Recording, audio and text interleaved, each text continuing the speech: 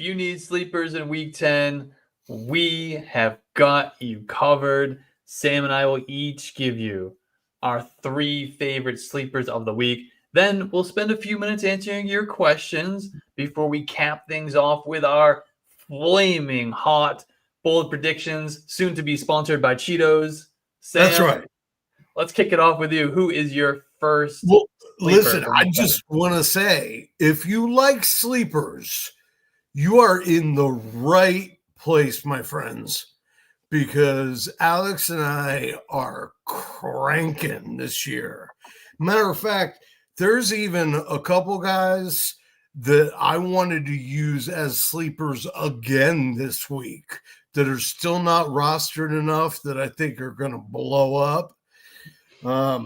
But it wouldn't be as fun as coming up with some new names to throw at you. So I'm going to start off with coming off the injured reserve is Cedric Tillman from the Cleveland Browns. Right. Now, granted, Tillman's performances have been with someone other than Dylan Gabriel.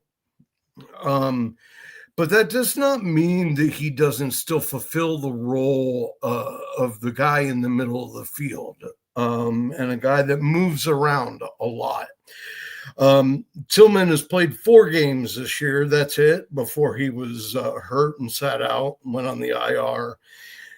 He had 11 catches on 20 targets in 4 games, 105 yards, and scored twice. That's already pretty good considering the way this season started. You know, we had a lot of really good players that didn't start off that well.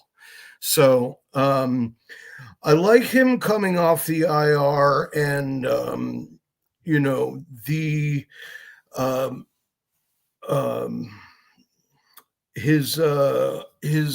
got a 24%. Sorry, I couldn't read my chicken scratch. A 24% first read target, which means, and again, this wasn't Gabriel, but obviously there's, you know, designed plays that are like always look to him first. A quarter of the time, getting the first read on an offense like that, that's pretty good. So I'm going to take that all day. And then, of course, it can't be overstated. I know we've talked it to death. But in 5 starts post the trade of Amari Cooper last year, Tillman had 44 targets. He caught 26 of them for 330 yards and 3 touchdowns. That's before, unfortunately, he did go down with injury well before the end of the season. But he also averages 2 yards more per target against man defenses, which I think is really encouraging because I think he's going to see a lot of man this weekend. And the guy that's probably going to cover him is Brandon Stevens, and Brandon Stevens gets abused a lot.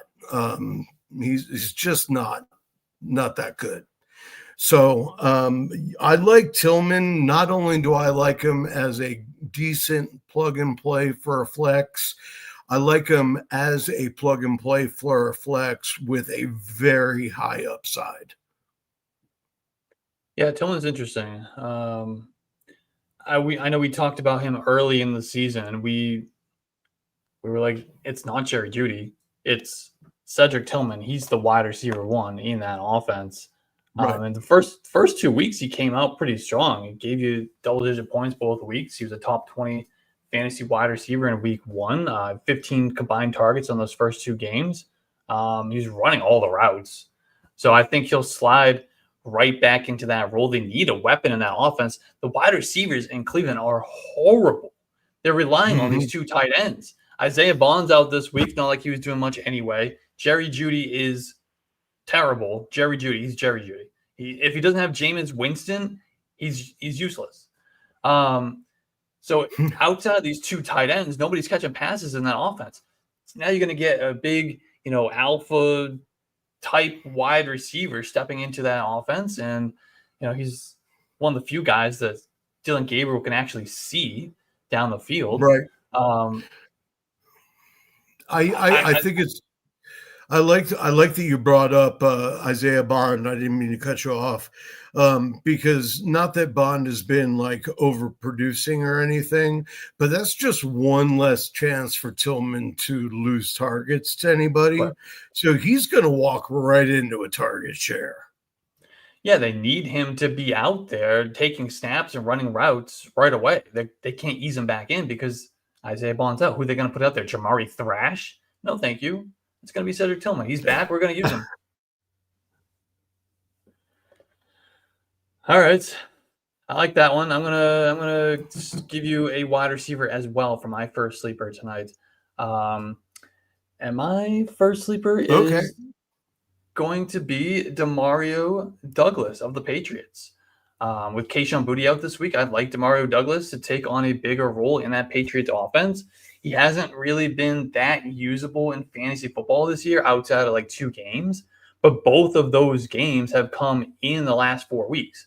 He was wide receiver 16 in week 6 against the Saints, 3 catches, 71 yards, and a touchdown. And then just last week, he was wide receiver 10 against the Falcons, 6 targets, 4 catches, 100 yards, and a touchdown. That was partly in relief of Kayshon Boutte. He has 232 receiving yards over the last 4 weeks, and his snap share and route participation really are, underwhelming, but he's getting targeted when he's out there. Since week 6, Demario Douglas has been getting targeted on 28.6% of his routes and is averaging more than 4.7 yards per route run, which is insane.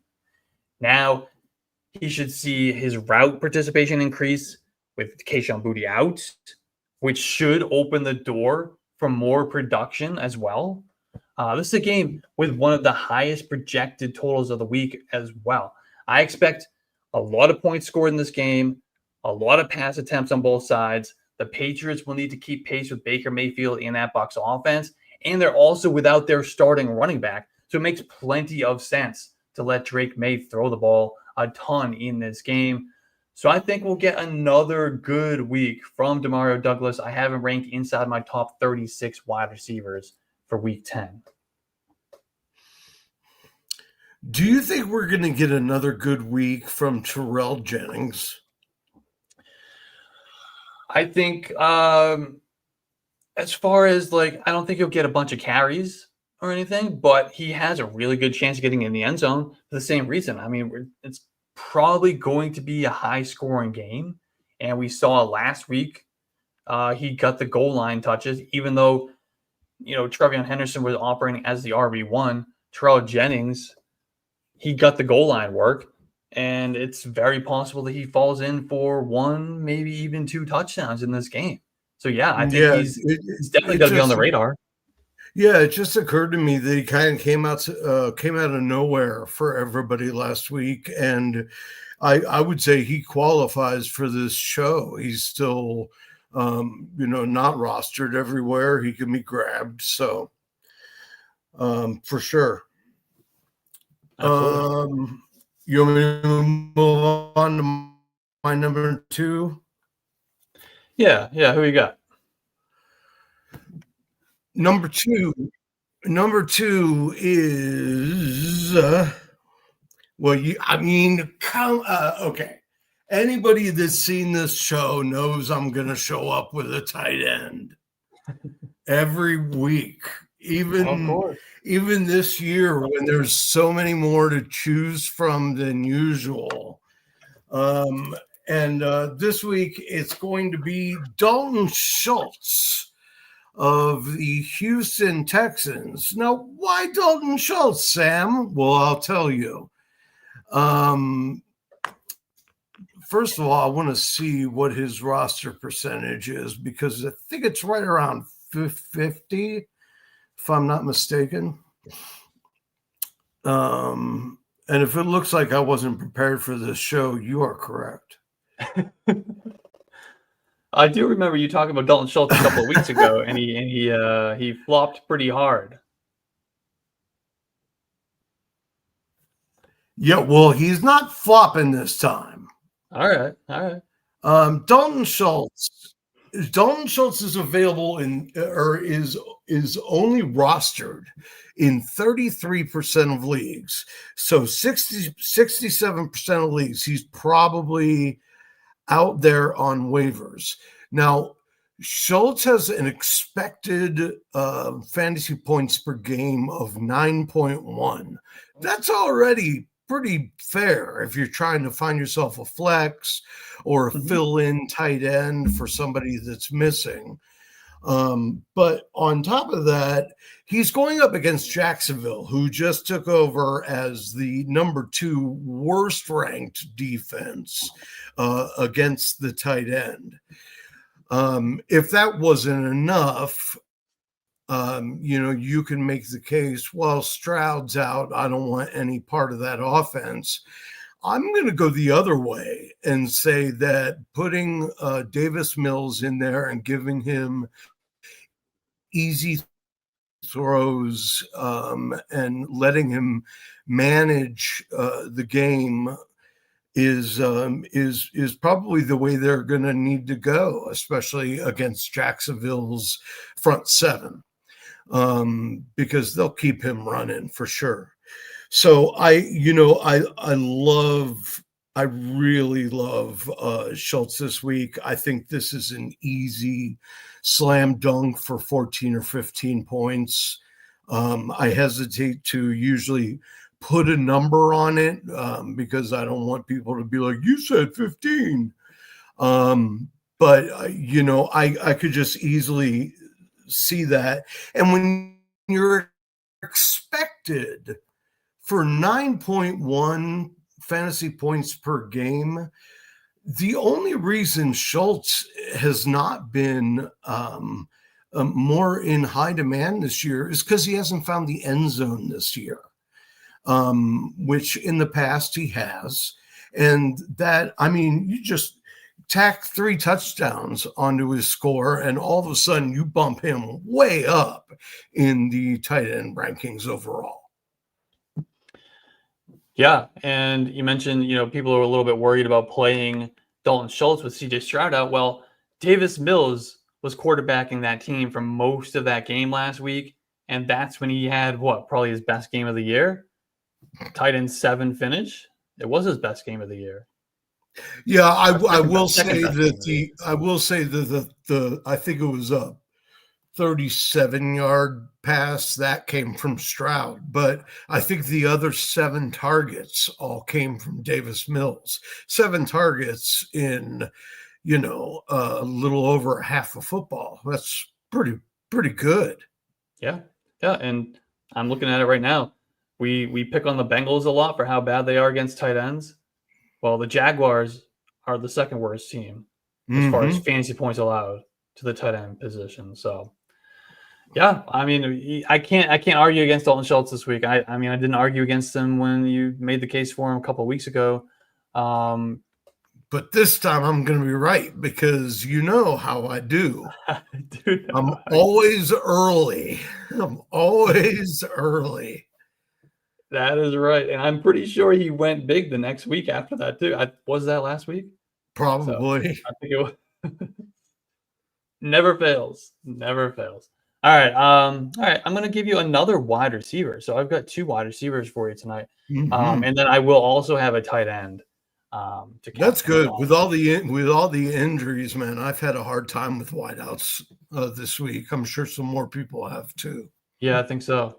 And I'm digging pretty deep on this one. I feel like I'm going to go with a rookie, Jaylin Lane of the Commanders, playing against the Lions this week. We got Terry McLaurin out, Noah Brown is out, Luke McCaffrey is out. That leaves just Deebo Samuel, Jaylin Lane, Chris Moore, and Treylon Burks as the top wide receivers in Washington. Maybe a little bit of a throwback. Robbie Anderson gets tossed in there as well. Oh yeah, they did. They did bring up the chosen one. The chosen one, yeah. And Jaylin Lane has seen his playing time increase pretty significantly over the last few weeks. He's had a route participation of at least 50% in 2 of the last 3 games, including 70% in week 9. He saw at least 5 targets in both of those games, 6 targets and 60 yards in week 7, then another 5 targets with 3 receptions in week 9. That equaled out to a 23% target share against the Cardinals. And this is interesting. So Jaylin Lane is 7th among NFL wide receivers in target separation against man coverage this season, according to playerprofiler.com. He's also averaging 2.46 yards per route versus man coverage. And according to Fantasy Pros, the Lions play man coverage at the 3rd highest rate in the NFL. So just keep that in the back of your mind. It makes Jaylin Lane a little bit more interesting. The Commanders are 8-point underdogs in a game with the 3rd highest projected total of the week. So they're going to be playing from behind. They're going to be passing in this game.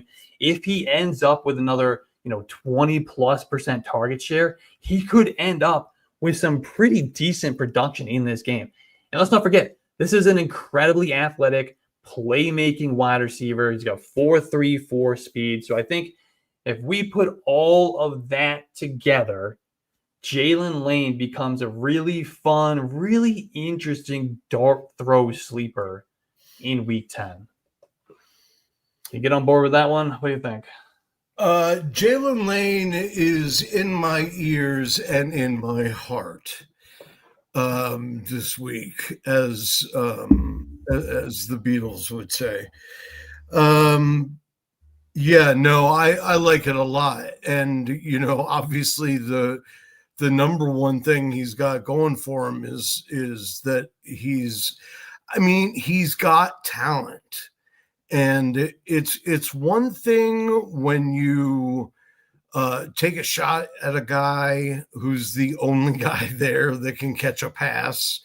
But if he has no talent, he has no talent. Right. Like if they were just running out Robbie Chosen this week by himself. Would you call him a sleeper? No. You'd be like, just don't buy into it. No. But yeah, I like that. I like that quite a bit. And while Jaylin Lane is in my ears and in my heart, I am staying in Washington. Oh. I am not taking a bill to Capitol Hill. I'm not taking the bill from Capitol Hill.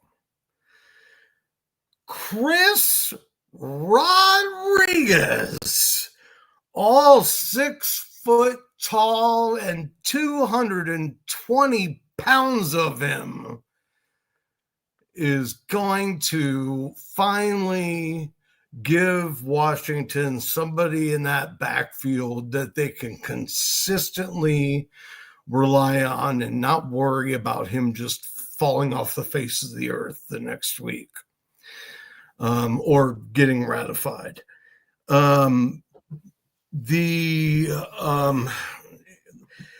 Here's Rodriguez. His stats this year are they're so-so, 39 for 184. He is averaging 4.7 yards a carry, which is sort of his calling card. Chris Rodriguez is a thumper. He doesn't leave yards on the field. He always goes forward, doesn't go backward, very rarely gets stuffed. And Detroit, a lot of people make out that Detroit's front of their defense is really, really good, but they're still only about probably middle of the road. I think 16th against the run. So I like the possibilities there. It's not definitely, a slam dunk matchup, but it's certainly not enough to discourage you from, starting somebody. Let's see. Rodriguez has got, this is last week when Bill was nowhere to be found. Rodriguez took over and had 12 carries, including 3 of them in the red zone. He also ran 8 routes, which is impressive because he's not generally known as a pass catcher. He can catch the ball, but that's not his specialty. Because he's not as quick as some of the other guys would be. But he came away from that game with, limited time in control of the backfield with 65 yards and a touchdown. It was good enough to finish RB16 on the week. That's pretty good. And I think you give him a whole game of that. He's going to put up a decent amount of points for you. Once again, he's not going to pull a Saquon and drop, 30 points or anything. But I think 12 would be the low end. I say somewhere between 12 and 20 would probably be really nice. And I know that you do not believe in Chris Rodriguez the way that I believe in Chris Rodriguez. I've been deliberately not looking at the screen so that I don't see you roll your eyes at every point I make. And I know that you're not buying the Chris Rodriguez. And speaking of always being early, at the beginning of the season, I thought Chris Rodriguez was going to be the starting running back for that team. But I'm always early. But I do end up always being right. Usually with this show, every time, we talk about a sleeper, like you talk about a sleeper, I usually kind of support your case. We'll talk about it a little bit after you finish, and I'll, kind of agree with you whether I truly believe in it or not. This time, I think I'm just going to move on. We're going to move on to my next sleeper. All right. You okay with that? Because I can't. Now I kind of want to hear what you have to say about Chris. What's your argument here? Are they going to give the ball to Bill again? I think this is a Jeremy McNichols game in that backfield. This is going to be, they're going to be playing from behind. They're going to get blown out by the Commanders. They're going to be in comeback mode, and Jeremy McNichols is their 2-minute drill, passing downs, running back, and they're going to check it down to him. And Chris Rodriguez is going to be on the sideline holding hands with Bill and being like, why can't we get some snaps? Because we don't catch passes. That's why. I mean, weren't we supposed to get that out of McNichols last week? I'm not making the case from Jeremy McNichols to be a sleeper or to play him. I'm just making the case that he's going to be the one on the field, in my opinion. No, and it's Chris Rodriguez, man. He is about to thump. Even if you don't start him this week, pick him up, stash him. You'll thank me later. You tell me that they're playing the Dolphins or the Bengals. You want to make a case for Chris Rodriguez? You had to. I'll get right behind you. To throw the fucking Bengals in there. I swear to God. As I did say the Bengals, same thing though. They'd probably be playing from behind against that Joe Flacco offense, and it would still be a Jeremy McNichols game. So we'll talk about the Dolphins. If they play the Dolphins, if they come up on their schedule, which I don't think they do, but if they do, I'll get right behind you. I'll be with you. Chris Rodriguez, this is the week to play him. All right. This is the week to play him. All right. Well, we'll be back next. Washington is grasping for straws, man. They got a bunch of hurt people. including their quarterback who runs, and they have a backup quarterback that only sort of runs, and they have no running backs that run. This is the week, man. It's Chris Rodriguez season. But Washington's not the only one grasping for straws here, all right? Oh, my goodness. Maybe I should have just saved that for my bold prediction and you would have let me get away with it. Yeah, I probably would have. All right. I was going to let you get away with it. I wasn't going to comment. It was going to be a no comment situation, but you wanted my comment. Yeah, no, I wanted to hear the argument because I want to play it back next week. All right. Well, one way or another, we're going to play it back. So come back next Saturday night. We'll be here and we'll see who got that one right, who didn't.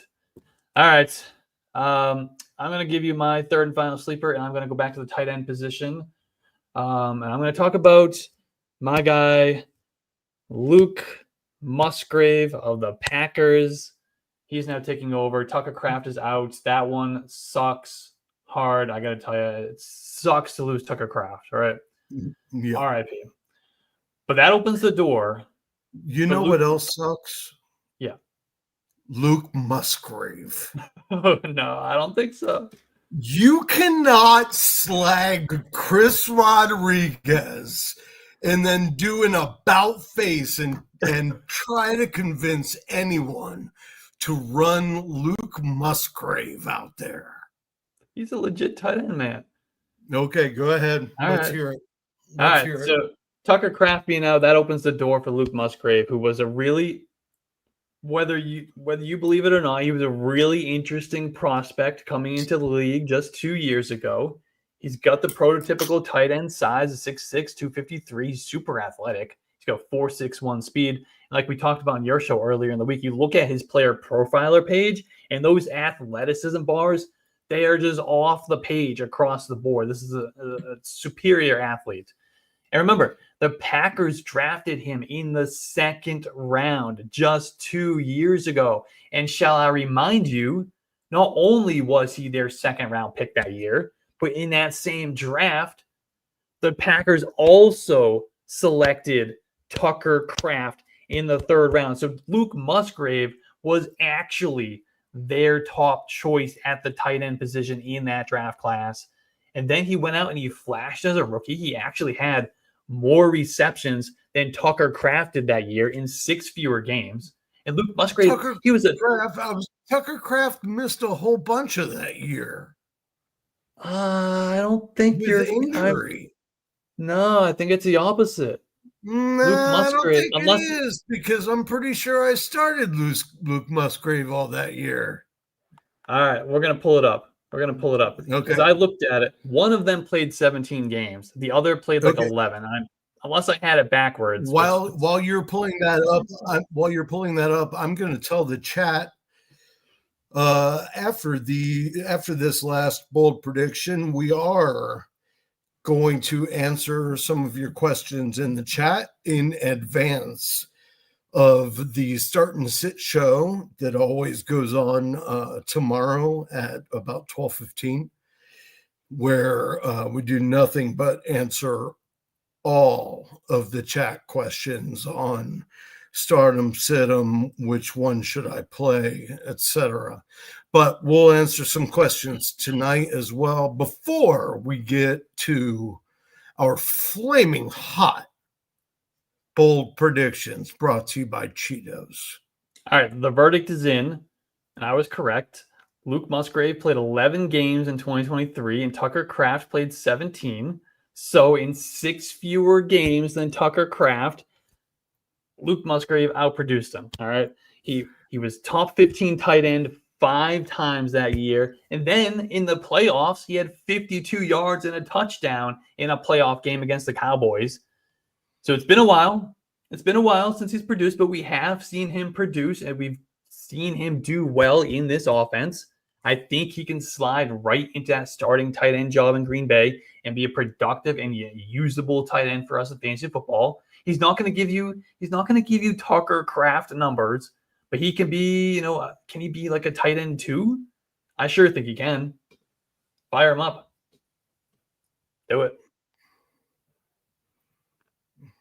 Dalton Schultz is going to do better. All right. All right.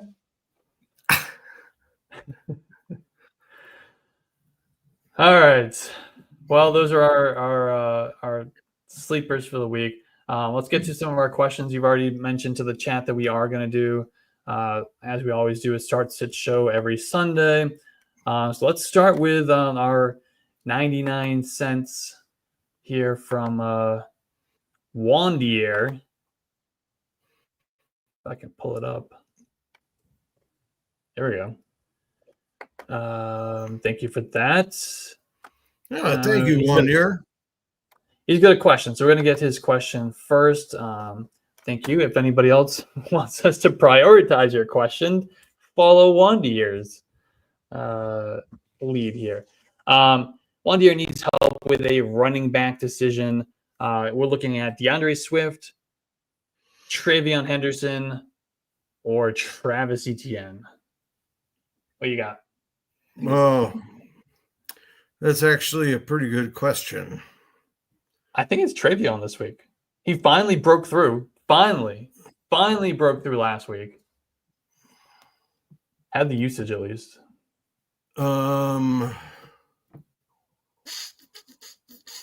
ETN's got the Texans. I don't like him.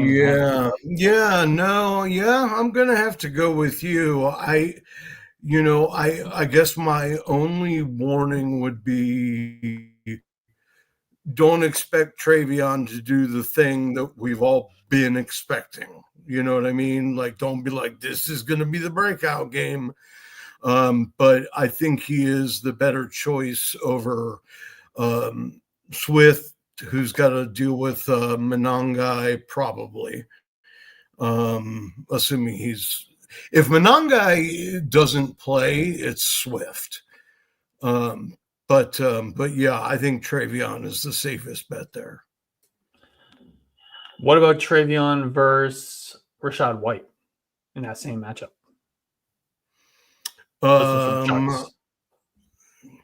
Yeah, I'll take Rachaad. I mean, that defense is nasty, but he has such good pass catching ability that he can find his way around. If I had a nickel for every time I benched Rachaad White against a great rushing defense and he made me look stupid, I would have many nickels.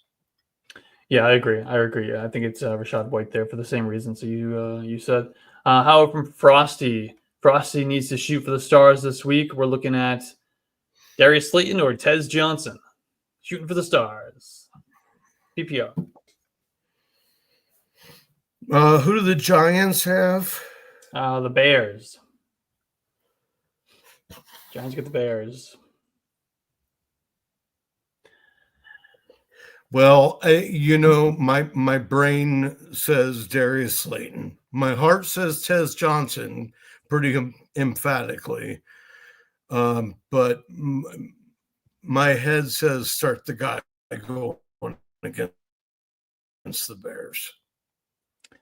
Not that they're terrible, but they're susceptible.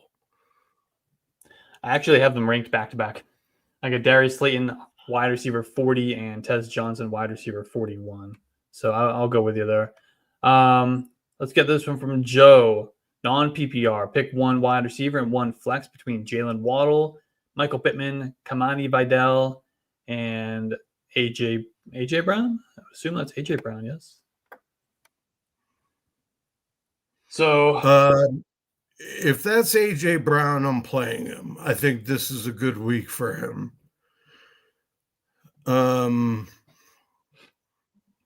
Non-PPR.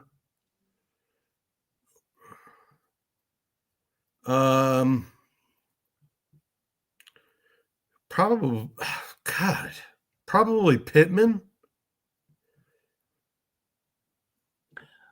I'm going with the guys that if they catch a ball, it's going to be for chunk yardage. I think I would go Jalen Waddle and AJ Brown. Waddle's been producing. Yeah, I don't see anything wrong with that. I just I would have a tendency to lean Pittman in non PPR just in case their game plan is to short pass it. How about this one from Frosty? Jordan Love or Justin Fields? This is for rest of season. Who would you rather have rest of season? Jordan Love or Justin Fields? Rest of season, yeah. Jordan Love. All right. If it's a super flex league, I would prefer Jordan Love as well. If it's not, I'm just going to play the week to week. Just play week to week. I'm going to ride with Justin Fields. Rest of career, I'll take Jordan Love. Well, yeah, of course. Of course. Influenza. In Lucero. $2. Thank you so Lucero. much. Thank you so much. I apologize for both of us butchering your name. But we're asking Trevion Henderson or Kyle Monangai.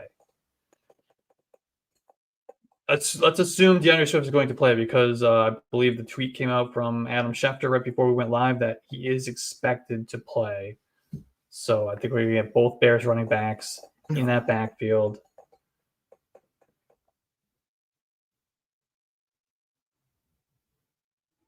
Are you frozen? Can you hear me? Hello? I can hear you a little bit. Did you freeze? Did I freeze? One of us froze. Okay, well, listen, Monangai, I don't know yet of what percentage of the carries he's going to get with Swift back there. With Henderson, I can virtually guarantee 60+%. So I'll take Henderson. Yeah, that's fair. That's very, very fair. I have them close enough that where if you do have a little fear of that, because there is some uncertainty of how that is Swift going to go right back into that RB1 job? I don't know. I don't think so, but I don't know for sure. I think he will, but I think it'll be like a 1A. Yeah, it's going to be close. So yeah, I do have Monangai ahead of Trevion this week because I think he's going to keep the RB1 job, but it's close enough where if you want to play Trevion, I have no issue with it. At the wide receiver position, Parker Washington or Darius Slayton? This one's going to be Parker Washington, yes? Parker Washington, which, by the way, was crushed on this show last week. We nailed them. You nailed them. Absolutely. All right. Here we go. He's making NY is making a case for you. Commanders offensive coordinator Cliff Kingsbury praised Chris Rodriguez for his ability to pick up this simple yards and his blocking ability. He could be a stash for week 11 versus Miami. Do they actually play the Dolphins? So your streak of being a week early is going to continue. No, he's going to hit this week and then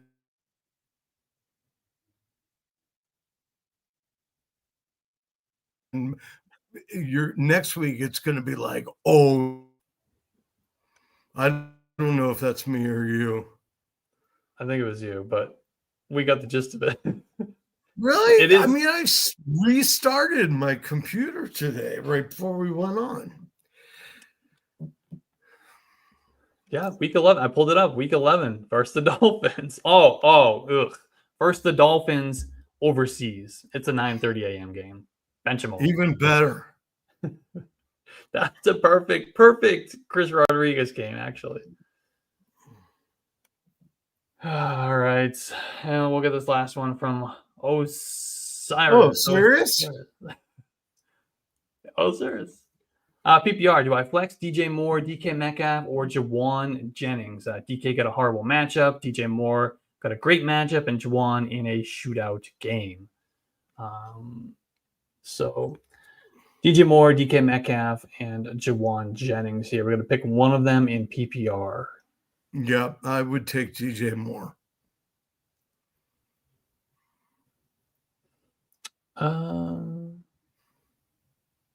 Yeah, I'm fine with that. I've got DK slightly ahead, but I'm fine with DJ Moore. I'm just over Jennings now. At this point, I've come to the realization that Jennings needs that foil at wide receiver, that other wide receiver on the field. If he's just the guy, it's not good. All right. Well, it's bold prediction time. What do you got? Even though I think you already gave yours with Chris Rodriguez, but we'll hear another one for you. Oh, come on. Chris Rodriguez, this is not bold at all. His roster percentage is probably climbing as we speak. Yeah. I guarantee. I get yeah. What do you got?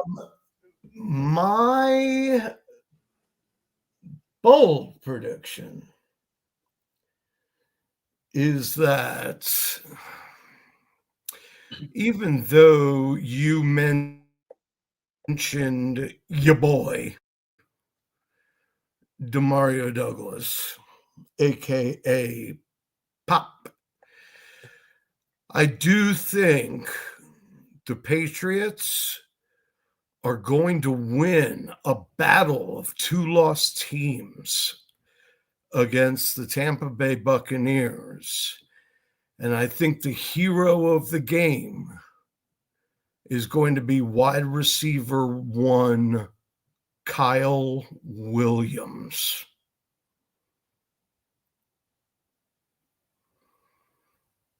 He's going to finish as a wide receiver 1, not the wide receiver 1. He's going to finish as a wide receiver 1.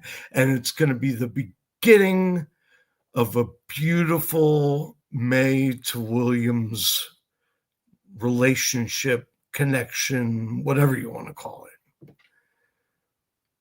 All right. Okay. Now, see, you can't see. This was my plan, guys. He can't argue with my bold prediction this week because it's about his team, and he secretly is like, I wish that would be great. I wish, but I'm not holding my breath. Actually, I when I made my list of potential sleepers to do for tonight, I did have Kyle Williams on. I felt a little, really? yeah, I did. It felt a little too deep for me because I didn't really believe in it. I felt like I could make a case for it. It would be fun to talk about. I just didn't fully believe it. I think the coach helped make a case for it this week. He did, yeah. By saying that he's doing all the right things. He just needs the opportunity to step up. Well, lo and behold, there's an opportunity to step up. Yeah. So he is my bold prediction, sponsored by Cheetos. If you haven't had a bag of flaming hot Cheetos lately, what are you even doing? All right. I'm going to go back to the tight end position for my bold prediction. I have a tight end for you who is actually 5th among tight ends in receiving yards this year. He's also top 5 in yards per route, yards per target, yards per reception. He's 6th in deep targets, red zone targets. He had a really good year. All right. And this is, by the way, this is after not even playing for the first 2 weeks. And then being in a limited role in weeks 3, 4, and 5. And now he gets a matchup this week against a defense that has allowed the 4th most receiving yards to tight ends per game, the 2nd most receiving touchdowns per game to tight ends, and the 3rd most fantasy points per game to the tight end position. So my bold prediction is that Chargers rookie tight end Oronde Gadsden is going to finish week 10 as the tight end 1 overall.